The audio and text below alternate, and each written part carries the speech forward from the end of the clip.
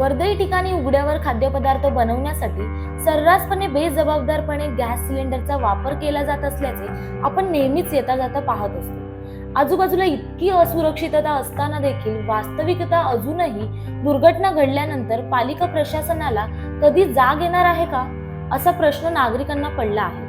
कल्याण येथील पालिकेच्या मुख्यालयातील पालिका आयुक्तांच्या दालनात पार पडलेल्या पत्रकार परिषदेत यावर पत्रकारांनी प्रश्न उपस्थित केला होता. चा वापर झाल्यामुळे अनधिकृतपणे काही ठिकाणी आपल्याकडे असे घटना समोर आले होते की तिकडे आग लागली. तर त्या ठिकाणी आपण जे माणसं आहेत ओव्हरऑल डेप्यूट करून जे सिलेंडर वापरणारे एजन्सीज आहेत त्यांच्याकडनं आपण त्यांचे पेपर्स तपासून घेतोय की त्यांनी लिगली इलिगलरित्या कसा सिलेंडर घेतलाय आणि त्या अनुषंगाने त्यांना जे सिलेंडर देणारे एजन्सीज आहेत त्यांचं वर सुद्धा कारवाई करण्याचं एक नियोजन केलंय. सोबतच ज्या ठिकाणी आपल्याला सिलेंडर भेटतात आपल्या जे पथक आहे त्यांच्या मार्फत त्या कन्सर्न वेंडरवर सुद्धा आपण कारवाई केली जाते आणि याच्यामध्ये एकदम स्ट्रिक्ट ऍक्शन आपण सर्व सहाय्यक आयुक्तांना याच्यावर घेण्यासाठी सांगितलेलं आहे. कल्याण डोंबिवली महानगरपालिका हद्दीत खाद्यपदार्थांच्या गाड्या आणि त्यासाठी वापरले जाणारे सिलेंडर हा मुद्दा महत्त्वाचा बनला आहे.